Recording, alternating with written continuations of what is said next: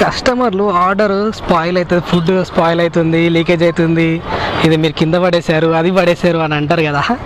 అది కింద పడేయడం రీజన్ కాదు.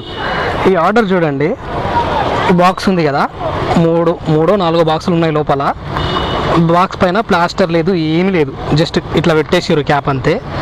ఆ క్యాప్ పెట్టడం వల్ల ఏమవుతుంది, మేము ఇలా బ్యాగ్లో పెట్టేస్తాం. ముందలైతే పెట్టుకొని రాలేం కదా, హ్యాండిల్కి తగిలేసుకొని అక్కడ తగిలేసుకొని రాలేం కదా, ఇలా బ్యాగ్లో పెట్టుకొని వచ్చేస్తాం. ఇలా బ్యాగ్లో పెట్టినప్పుడు ఆ స్పీడ్ బ్రేకర్లు వచ్చినప్పుడు కానీ, లేదంటే ఏదైనా గుంతలు వచ్చినప్పుడు కానీ కొంచెం ఐటమ్స్ అటు ఇటు జరుగుతాయి. అలా జరగడం వల్ల ఇది క్యాప్ ఉంది ఇది పైన, అది ఉసిపోతుంది. అది ఉసిపోవడం వల్ల మొత్తం స్పాయిల్ అయిపోతుంది. అంతేగాని డెలివరీ బాయ్స్ కింద పడేయడము అలాంటివి ఏం జరగవు. అంతే. వీళ్ళు రెస్టారెంట్ వాళ్ళు కూడా అంతే అంటారు, కింద పడేసావా, నువ్వు తీసుకెళ్ళినప్పుడు కింద పడేసావా, అట్లెట్లు ఉసిపోతుంది అదే అంటారు. దీనికి కొంచెం ప్లాస్టర్ చుట్టేశారు అనుకోండి, ఏం ఉసిపోదు. ప్లాస్టర్ చుట్టకుండా ఇలాగే ఇచ్చేస్తే ఆ మూతలు, ప్లాస్టిక్ మూతలు ఎంతసేపు ఉంటాయి చెప్పండి, కొద్దిగా కొంచెం అటు ఇటు అయిందంటే ఊడిపోతాయి. సో రెస్టారెంట్ వాళ్ళకి నేను అందరికీ చెప్తా, ఇలా ఇస్తే నార్మల్గా నెక్స్ట్ టైం నుంచి ప్లాస్టర్ వేసి ఇవ్వండి, నెక్స్ట్ టైం నుంచి ప్లాస్టర్ వేసి ఇవ్వండి అని చెప్తా.